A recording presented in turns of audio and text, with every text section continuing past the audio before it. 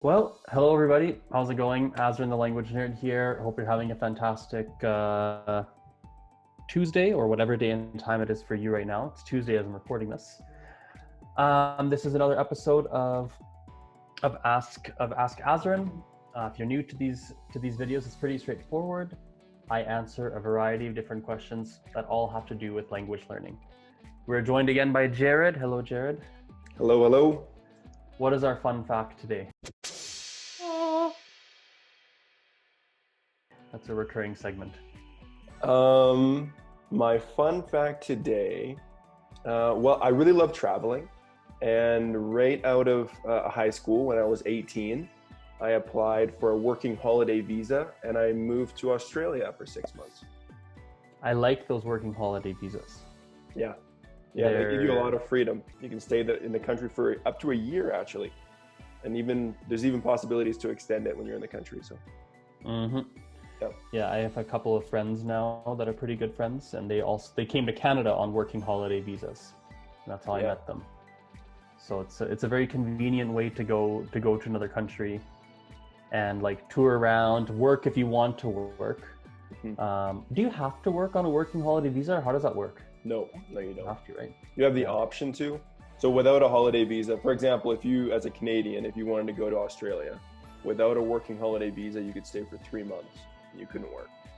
With a working holiday visa, you can stay for a year and work if you'd like to. Yeah. Right. So nice. That's cool. What we're going to start talking about is how would you describe your language learning style? How would I describe my language learning style? Well, I would probably say it's semi-traditional, probably more traditional than a lot of other language learners, at least a lot of other polyglots maybe, because I like to take lots of classes. So I think traditional is probably the best word for that, because when a lot of people think of classes, the word traditional, at least for me, definitely pops into my mind. So I am quite traditional in that sense. I would say, what's the opposite of self-taught? Whatever the opposite of self-taught. Guided instruction. Yeah, like guided. Maybe. Yeah. Yeah, sure. Guided instruction. That's something that comes to mind for me as well. That's a big one, because I always like to have tutors or teachers that are working with me, whether it be like an actual formal teacher, like someone I've paid and they are actually a teacher and that's their accreditation, they're an accredited teacher, or whether it's more informal. For example, in French, I would say my biggest teacher at the time when I was a teenager was a friend of mine. Like, we were just friends, and he played a huge role in me learning French properly, because he would explain things to me and teach me things and try and slow down if I didn't understand him. Those are a couple of key words that come to mind. Yeah, a couple of keywords that come to mind for me. How do you improve your accent in foreign languages? I have a lot to say on this. First of all, I would say record yourself and listen to yourself. It's ironic because that's a piece of advice that a lot of people don't follow because they don't like listening to their own voice. Even myself, I don't even follow that advice, but it's great advice. Whenever I've done it, I have done it on occasion, and it's always really useful for me. I just don't like listening to myself in another language. I don't like it, so I don't do it. But it works. I have done it, and when I've done it, it works really well. So I know from my personal experience and from the experience of like students and people I've worked with, it works very, very well. It's quite effective. I would say you need feedback as well. Feedback on how you sound from native speakers or advanced speakers. I also like getting feedback from different people, not just one person, especially because a lot of native speakers, they don't know how to explain, like they don't know how to clearly explain how you sound and why you sound that way. So sometimes it's helpful to get feedback from multiple people.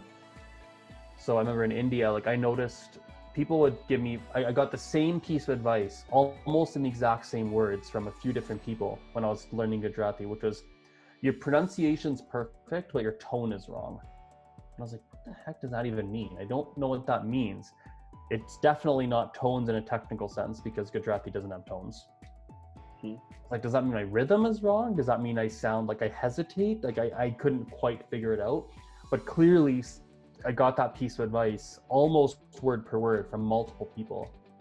So at the time it told me, okay, so I pronounce each letter correctly, but it's not with how I pronounce letters. There's something else in how I'm speaking that gives me an accent that makes me sound unnatural. So it gave me something to listen for. So I started to listen for it. I tried speaking slower. I tried speaking faster. I tried to listen to the tone of what other people said. And it was helpful. It was difficult, but at least it was helpful because more than one person gave me that piece of advice. If you have some money, hiring a tutor or teacher who knows about pronunciation and accents, phonetics, if they have a phonetics background, because they can maybe give you very specific advice. That's something I would look into. I would Google it, by the way. People always ask, well, I don't know anybody. How do I find someone? Google it. So you go into Google or YouTube, probably Google actually, and you search. I would probably search something like accent reduction lessons Spanish, accent reduction lessons French, or whatever language you're learning.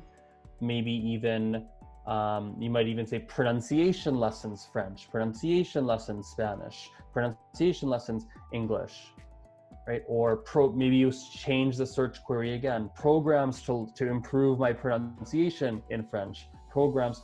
So you need to try different search queries because you might not find exactly what you're looking for with the first search query, and start reading, right? It might take you 10 hours to find a program or a teacher or something, but that's also something that's worth doing. There's so much I can say. So maybe that's a good place to finish it. Those are a couple pieces of advice. Okay, in your opinion, which language is the most melodic sounding?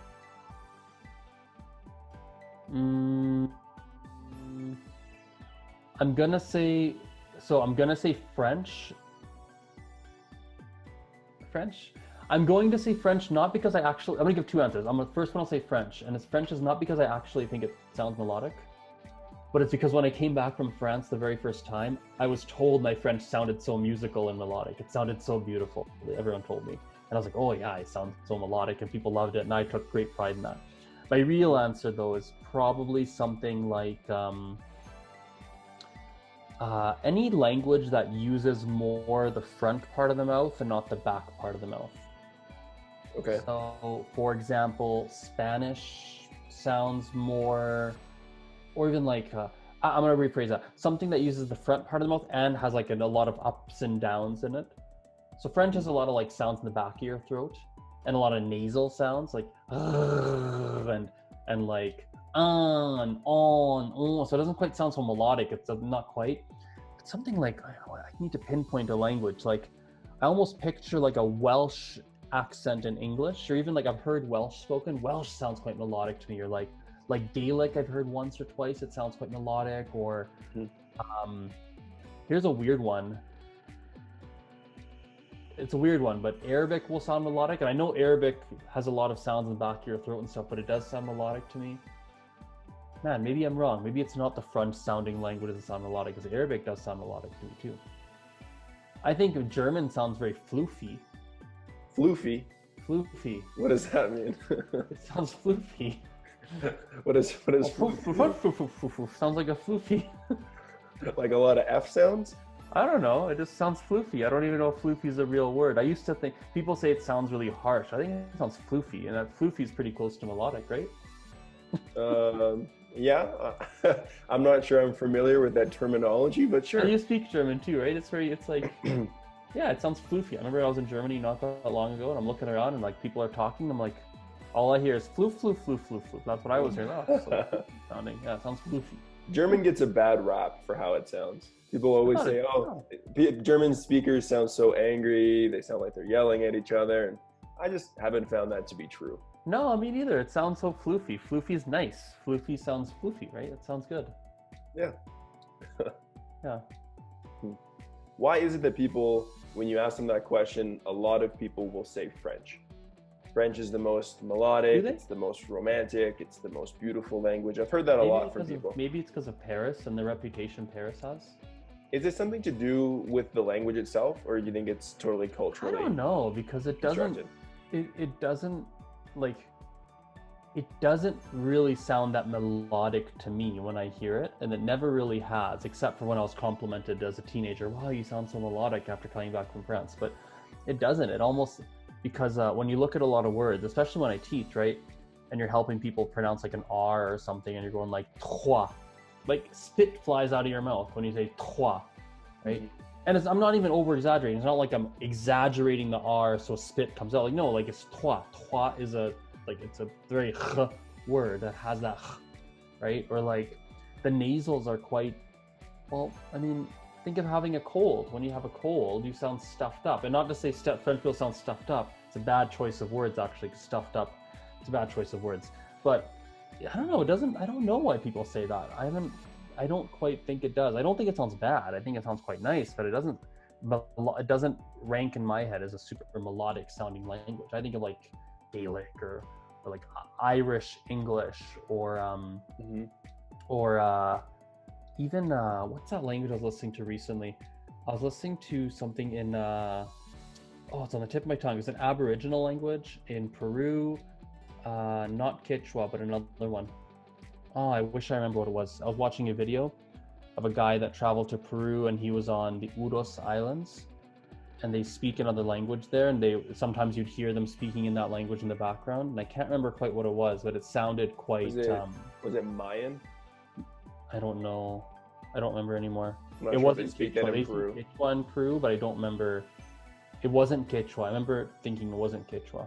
It's going to bother me now. Whatever. It's okay. That language sounded quite melodic to me. How many of your friends are bilingual or multilingual? Good question. Quite a few of my friends are bilingual or multilingual. One of the friend I've known for the longest, I've known since I was about 12 years old. So that's 16 years now I've known him. He speaks English, French, English and French. English is his first language. He speaks French quite well. He speaks Spanish conversationally. He speaks Arabic to an extent. And so English, French, Arabic, Spanish. Yeah, he speaks 4 languages. I have another friend, my other close friend speaks English, and he speaks Tagalog to an extent. He's not super fluent. He used to be more fluent, but he does speak some Tagalog. Quite a few of my friends are multilingual. Quite a few. Yeah, quite a few of them are. So with your friends that are bilingual or multilingual, do you have different languages that you always use when you're speaking with them? Or do you guys Generally mostly converse in English? No, mostly in English. My one friend that I've known for 16 years, he and I might play around with language. So I remember this one time, so we used to watch a lot of movies. He doesn't live in Calgary anymore. He lives in a different city, so I don't see him as often as I used to. But we used to watch a lot of movies together. And in Canada, we have what's called a scene card. So you can collect movie points, and you can go watch. If you have enough points, you can buy a movie for free, or when you buy a movie, you can collect points if you provide the number. So what would happen is sometimes he would go grab both our tickets, and he would need my scene card number. So he had it saved on his phone. He just had it. I think he had it saved, or he might have memorized it because of the number of times he'd gone and given my number. So he might have just known it. But one time, I think he didn't have it for some reason, and he asked me to send it to him. He was in line. He's like, "Hey, I'm in line. I just need your number. Can you give it to me quick?" I was like, "Yeah, sure. I'll just text it to you." So when I texted it to him, I wrote the numbers, like not the number 2, but like I'd write TWO, so I wrote each letter in a different language. Mm-hmm. I'd be like 2, 3, 4, 9, 4, 8, and then I throw them for a loop, and I just be like, I put like instead of putting like 8-1, I put like 18, so I used to like think it's 1-8. So he had to read that in English. So I'll mess with him and do stupid things like that. Do you ever see situations, or do you ever find yourself in a situation where you could use another language so that other people don't know what you're saying, or it could be advantageous? Yeah, quite often. Quite often it happens. But it usually happens more with my family, to be honest, because when we're in public, we speak in Gujarati. So here's a really weird thing. When we're in the house, we speak in like a mixture of Gujarati and English. We kind of mix, mm-hmm. And it's a pretty casual mix of the two. Right. When we're in public, we use primarily Gujarati. Okay. And is Isn't that that to weird? keep it a little bit more private? I don't even know. I'm just realizing it now as you're asking me. Like, yeah, wait a second. When I talk in public, when we're in public, we speak primarily in Gujarati. But I don't. It's not on purpose. I'm just realizing it now as you ask me that we speak primarily in Gujarati, and I don't even know why. It's not like, oh, let's keep our conversation secret. No, we just talk in Gujarati for the most part, very with minimal English. Hmm. I mean, when I got to a high enough level that I could have decent conversations in my first foreign language, I was exposed to this world of being able to communicate without other people understanding. And I was like, whoa, this is a life hack right here. You can say a lot of things. You can have any conversation you want almost anywhere, and people don't know what you're saying. You can be talking on the phone. You can say things about the people around you. You can have a private conversation about personal things, and most likely no one's going to know what you're saying. I'm always scared though, because I'm one of those people where you might not think I speak your language, and I do speak your language. Right. And I'm always scared. And I've had the experience a couple times. I remember once I was in line, and I was a kid. I was in line at a grocery store at it must have been Safeway, probably Safeway. We're in line at a grocery store, and I asked my mom something stupid. Like, I don't know what I asked her, and I knew it was a stupid question. And she's like, and she gave me she answered, and I kept asking her stupid questions. And I don't know if I was trying to be annoying. I don't know if I genuinely didn't know. I don't know why I was asking stupid questions. They were really dumb. And at one point, the cashier bursts out laughing. And we look over, and she clearly understood what we're saying. Like, she was, I don't know if she's Gujarati, but she must have been, or at least understood Gujarati. And she's like laughing, and we're like, I was so embarrassed.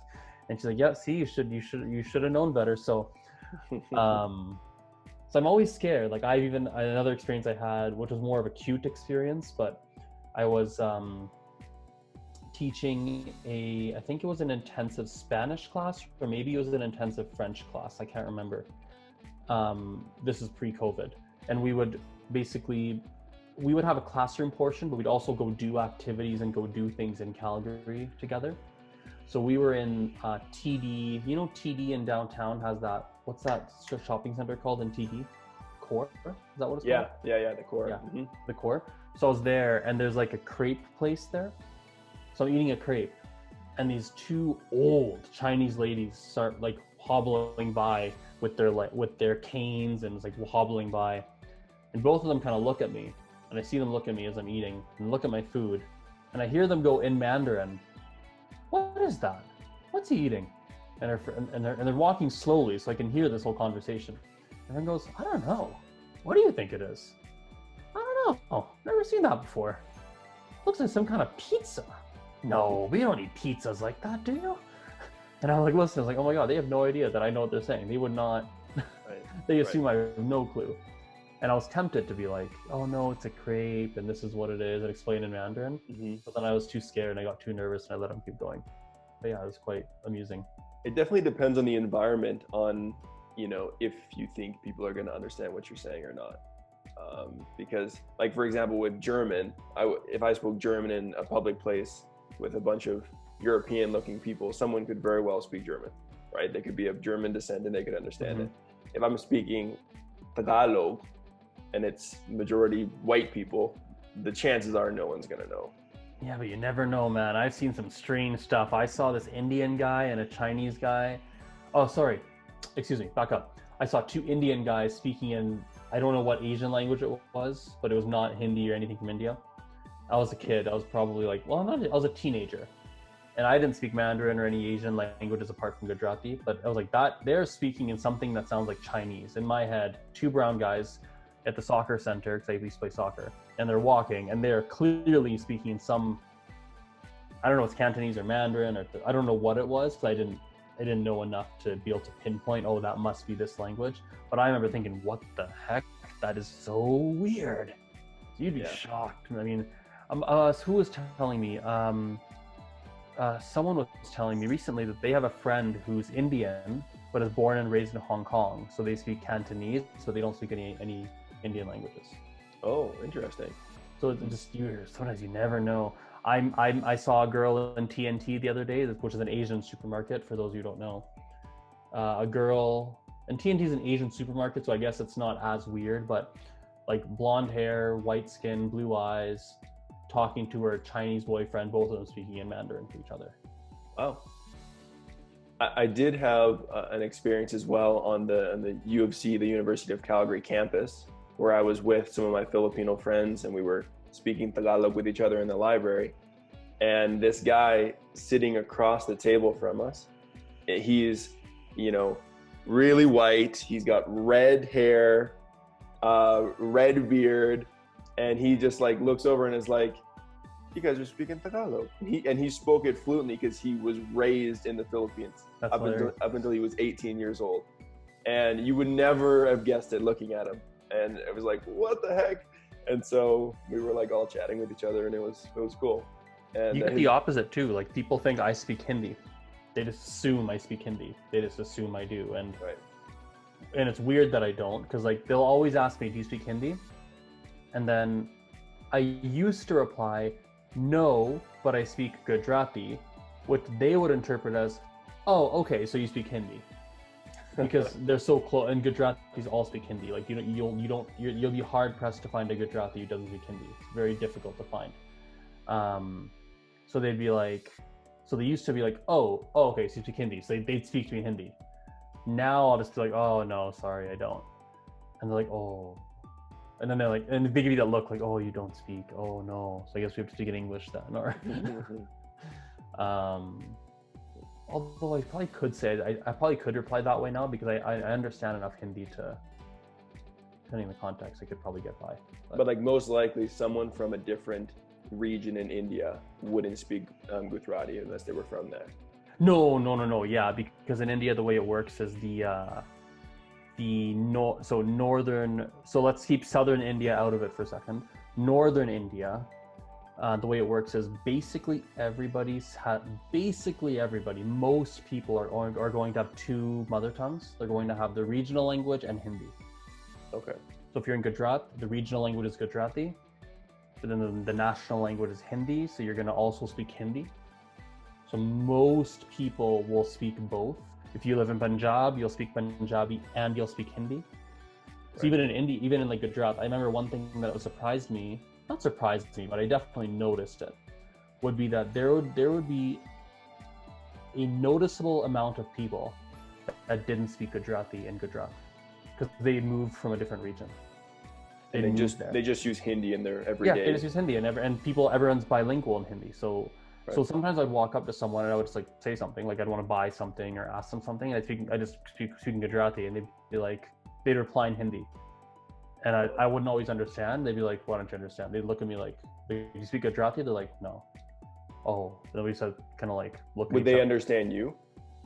Yeah, well enough. Well enough, because they live in Gujarat, so I think they're more used to. But I don't know though, because we didn't get super far in the conversation. Because most people, if they open in Gujarati and the person replies in Hindi, the Gujarati speaker will just switch to Hindi, and there's like, off you go, right? Right. Or you look at them, you're like, "Yeah, I probably got to speak Hindi to that guy." Like my grandma would, like some people just know, like my grandma would see someone like, "Oh yeah, Hindi's the best option here." Okay, well that's a handy and they skill. just open in Hindi. Yeah. Oh. Yeah. That's cool. So they just know, yeah, he's not Gujarati, which I don't quite have that exact talent. Mm-hmm. You can tell by look, but you kind of have to have a good eye. Sometimes you'd be like, "Oh yeah, he doesn't speak Gujarati." Really? No, he's not from here. Okay. If you could choose to speak any language at a native level, which language would you choose? That would be outside the languages that you already speak. English. Yeah, I would choose English. But outside the language that you already speak, like you already speak English at a native level. You could choose another language. And it can't be one that I speak. Right. Oh, interesting.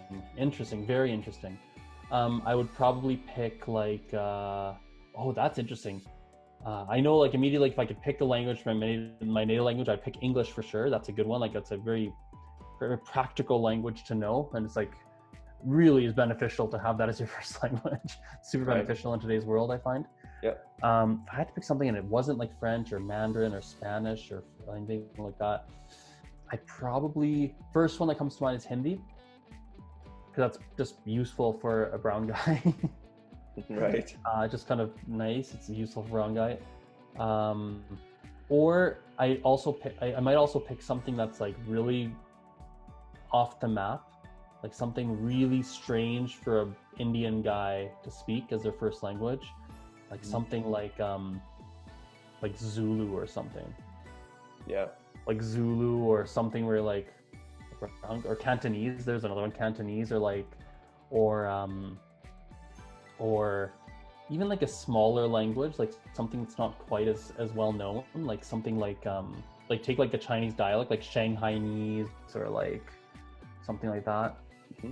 Just for the novelty of it. If I could add a language and that's my native language, and the other language of the speaker all now, like, how do I say this? If I can maintain the languages I have now and maintain the level of fluency that I have in them now, but I can add another language that is my native language, it's actually my best language. Right. I would definitely pick something really wild, where it's like, what do you speak? Or that's the reaction that I get from people. Like, wait, what? You speak Gaelic? What? That's your first Icelandic? And is that because you already have English as a native language, which is a really like all kind of encompassing language? If like my English dropped to like a C2 level or like a C1, and I just lost some English and I had a C1 or C2, but then I had like a native level in like Icelandic or like something like that. Oh, that's a pretty cool trade.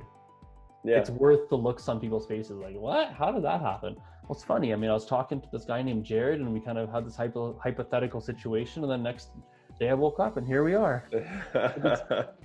Yeah. Just turn around 3 times, clap your hands, and there you go. Icelandic native speaker. And Icelandic would be cool because that's a fascinating language. That's what blows my mind about Icelandic is that they can read stuff from like 1,000 years ago, and it's still very comprehensible. Understandable. Yeah. Like from Vikings and stuff. I don't know. I've heard from 3 or 4 Icelandic speakers now that if you take older texts in Icelandic, like things that are like 500 years old, like hundreds of years old, you'll still be able to understand it. Really? It doesn't change that much. Yeah, if you've taken like something English, like if you take when was Shakespeare born? What's his time frame? I don't even know. No idea. I'm gonna Google it right now. So apparently he died. Just a quick Google search off of like theconversation.com. Apparently he died in 1616. Okay. So let's assume like 1600s, 1500s, roughly. That's it's still 500 years ago. Like that's tough for people to understand. Yeah, it is. Like that's like difficult. Like they must have not had very many like, what do you call it? Like a spelling reforms, grammatical reforms that some languages have. They must have not had that in Icelandic, because that's how languages change the most in the shortest amount of time, right? Is when there's some kind of like, okay, we're going to take out this grammar point because no one's using it anymore, and we're going to change the spelling. I'm surprised that, like, if you look at English, we've had a lot of like our language has changed, dude. Like I suppose maybe a good way to put it is like maybe nothing happened that radically changed either the language or the society. So now, like the English that we speak in 2021, like I would argue that the amount of change that we've had in the English language starting in the year 1995 from today. So what is that? That's like that's a 26 year window, 25 years basically. I bet you the amount of English changes we've had in English language in that 25 years is quite different, is quite a bit more than if we took 1950 to 1975.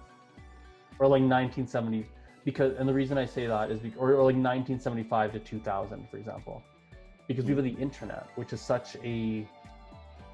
we've had very little that in human history that's as big of a change to culture and society as the internet.